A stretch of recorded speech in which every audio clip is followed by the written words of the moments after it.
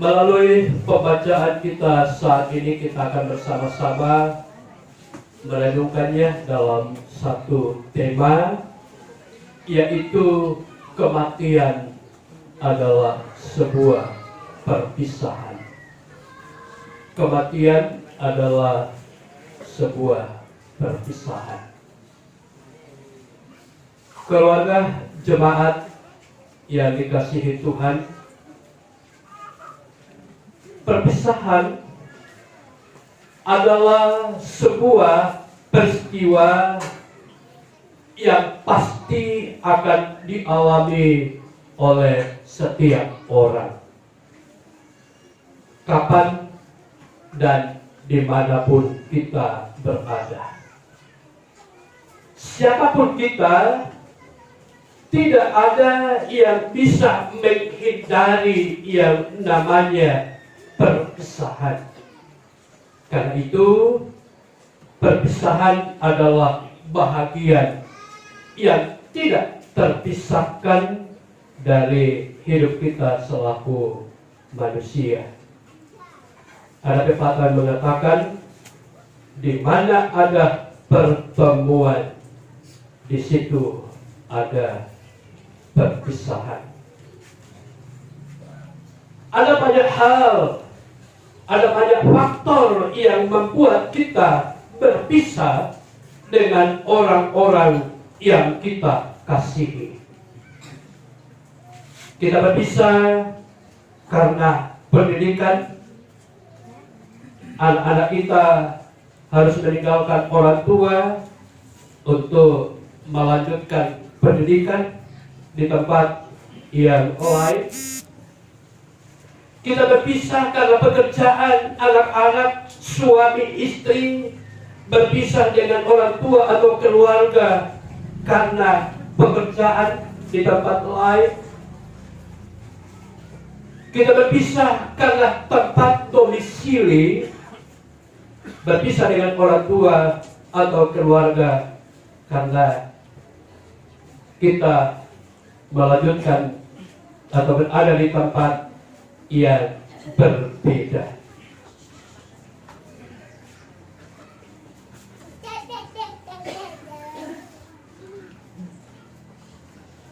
Perpisahan juga terjadi adalah karena kematian.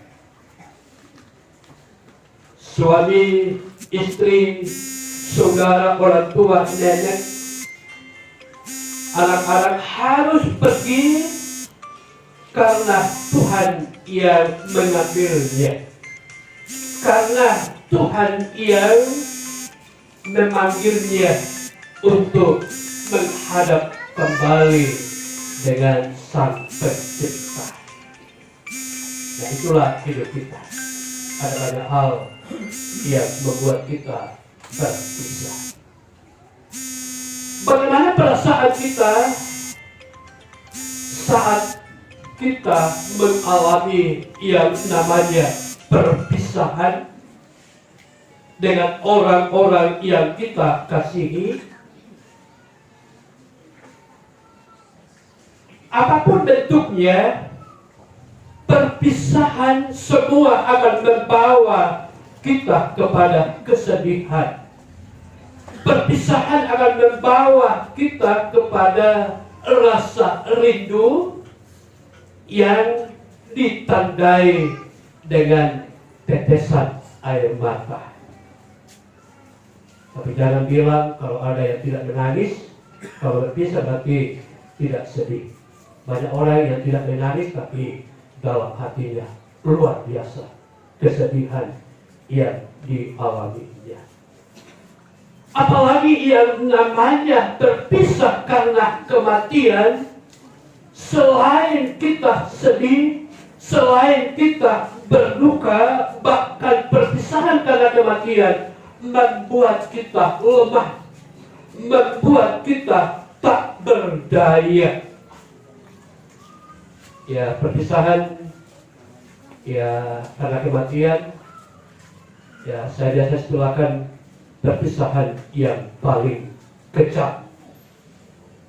Perpisahan yang sungguh berat. Karena apa? Ya, Buddha tahu Nawa, maka dalam bahasa Nawa kematian teundeen tondona pakdi. Kalau dalam bahasa Babam Nawa kematian taundeen tandanganna pikti. Nah, itu memang berat, kejam. Karena itu tidak sedikit orang dalam menghadapi perpisahan karena kematian tidak mampu menghadapi, tidak mampu mengontrol diri, alias larut dalam duka. Itu yang terjadi. Tentu semua ini terjadi karena apa? Karena banyak orang yang memahami bahwa perpisahan karena kematian adalah perpisahan untuk selama-lamanya. Itu yang banyak orang pahami sehingga mereka larut dalam sedih. Kematian dipahami sebagai sebuah perpisahan untuk selama-lamanya. Seolah-olah perpisahan karena kematian tidak akan ada lagi perjumpaan, tidak akan ada lagi pertemuan, atau tidak akan ada lagi kesempatan untuk menikmati hidup bersama. Rupanya ini juga yang terjadi di jemaat Tesalonika. Bahwa konsep atau pemahaman mereka terhadap orang yang meninggal sangat-sangat terbatas. Mereka masih dipengaruhi oleh budaya. Mereka sangat dipengaruhi oleh ajaran-ajaran lain. Karena itu wajarlah ketika menghadapi peristiwa kematian, mereka larut dalam duka dan hidup seperti orang-orang yang tidak punya pengharapan. Mereka memahami bahwa kematian adalah sebuah perpisahan untuk selamanya. Pertanyaan bagi kita adalah, benarkah kematian adalah perpisahan untuk selamanya?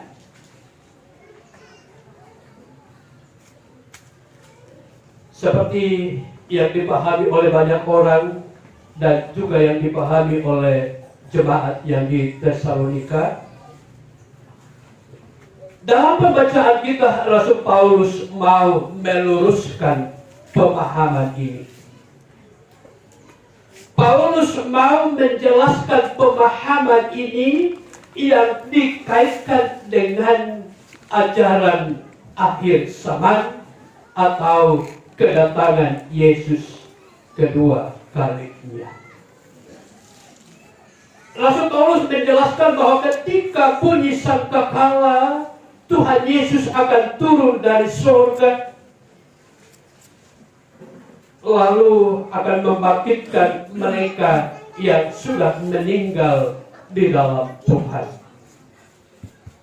Lalu kita akan diangkat bersama-sama untuk menikmati persekutuan di dalam Tuhan, yaitu di surga rumah Bapa. Berdasarkan ajaran Rasul Paulus ini mengajarkan kita pada 3 hal. Yang pertama, orang-orang mati rupanya ada perlakuan khusus.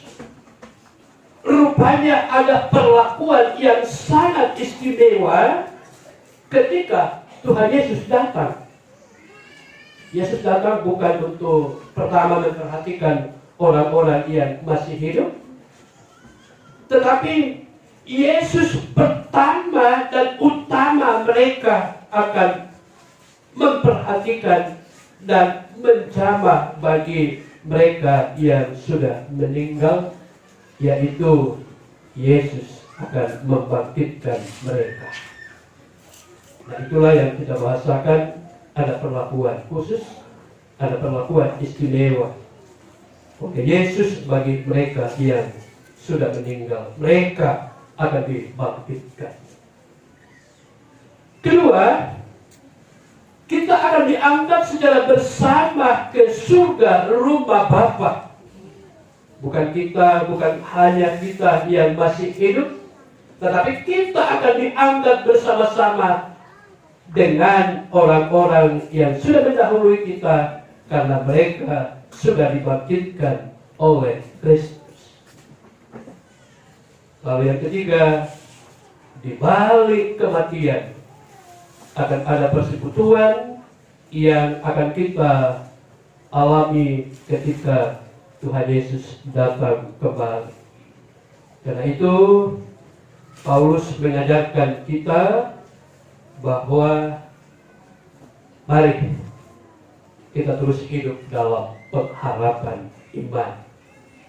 Sambil menanti kedatangan Yesus, mari kita hidup dalam pengharapan iman.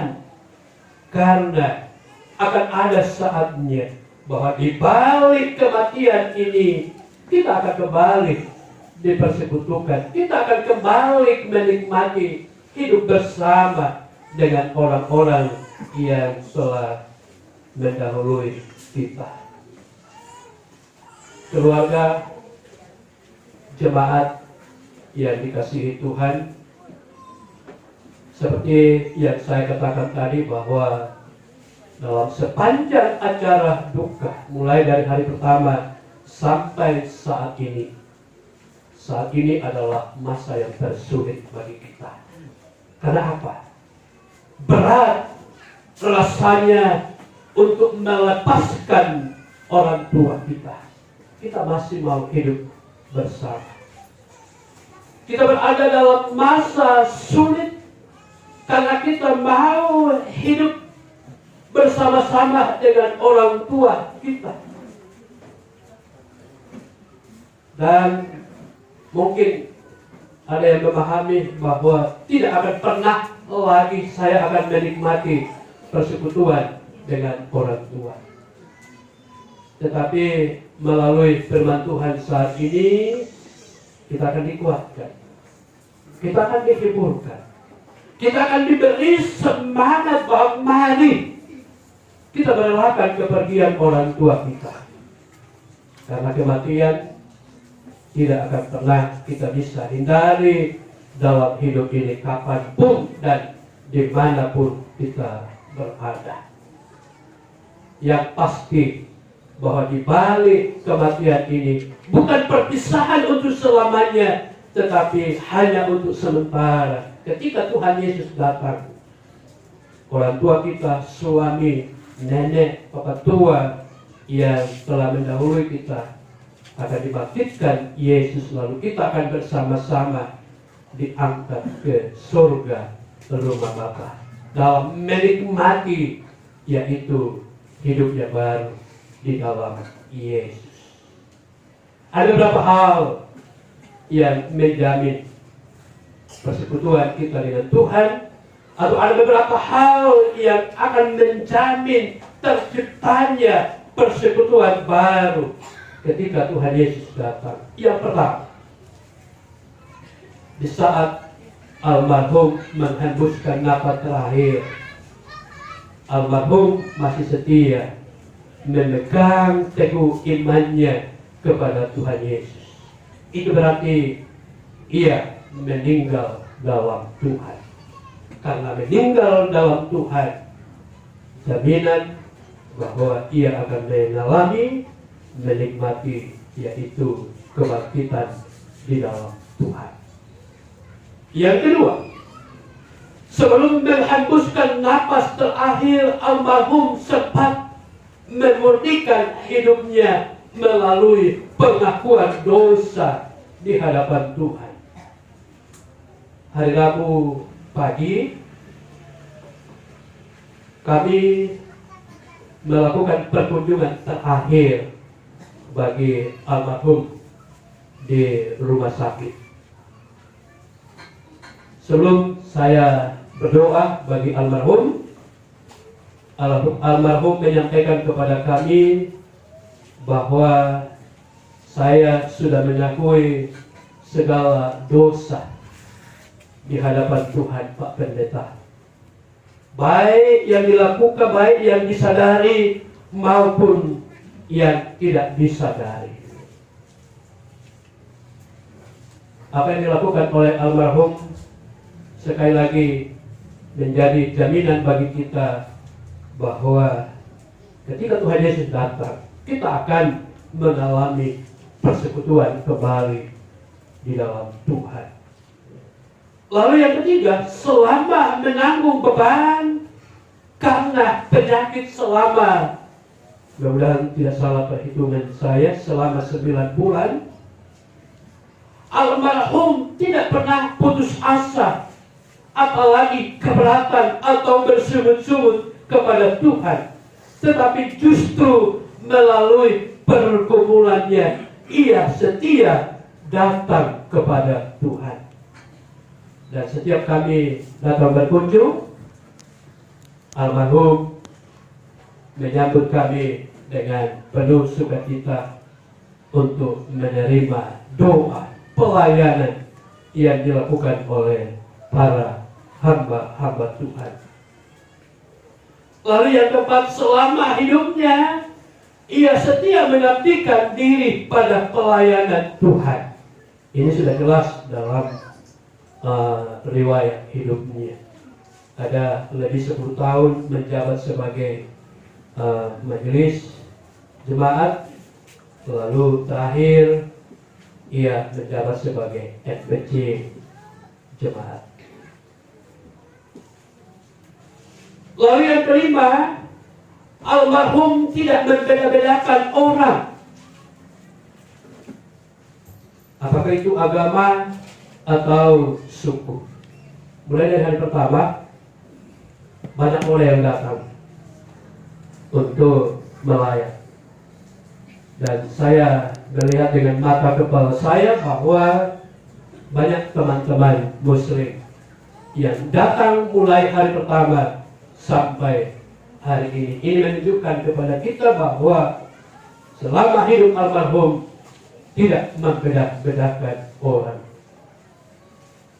Lalu almarhum sangat-sangat mengasihi istri, sangat mengasihi anak-anak dan anak-anak cucunya.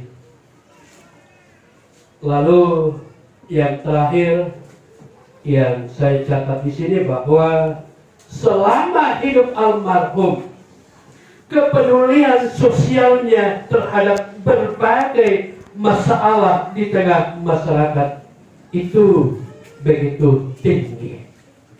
Ya, seperti yang disampaikan oleh Bapak Pendeta dalam riwayat hidup bahwa di masa COVID ini sempat almarhum menciptakan sebuah lagu. Ya, mungkin almarhum sudah lupa refnya, tapi saya sangat terkesan di bagian refnya. Saya tetap ingat. Mungkin almarhum sudah lupa, tapi saya tetap mengingatnya karena sangat terkesan dengan bagian ref.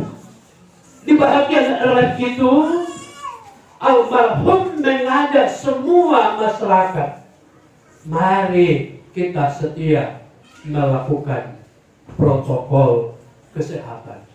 Karena apa? Hanya dengan protokol kesehatan kita akan bisa terhindar dari serangan COVID. Ini kelebihan almarhum yang saya katakan, kepedulian sosialnya begitu tinggi, lalu bakat menciptakan lagu ada, dimiliki oleh almarhum.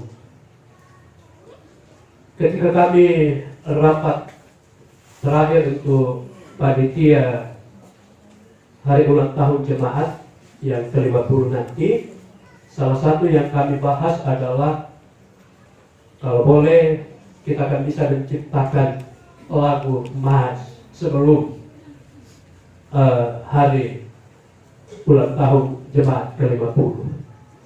Saya sempat berpikir seandainya almarhum masih hidup, ia akan mampu menciptakan lagu mars untuk jemaat. Intinya bahwa almarhum meninggalkan kita, meninggal di dalam Tuhan, dan meninggalkan nama baik seperti khotbah Ibu Pendeta tadi malam. Ia meninggal di dalam Tuhan dan meninggalkan sebuah ukiran yang intinya bahwa almarhum meninggalkan nama baik yang sekali lagi akan menjamin bahwa di balik kematian ini almarhum tidak akan pergi untuk selamanya, tapi akan ada saatnya kita akan dipersekutukan di dalam Tuhan. Ada amin Bapak Ibu? Karena itu bagi istri tercinta, anak-anak cucu, saudara-saudara, bahkan kita selaku persekutuan jemaat, mari kita merelakan kepergiannya. Dan puji Tuhan. Amin.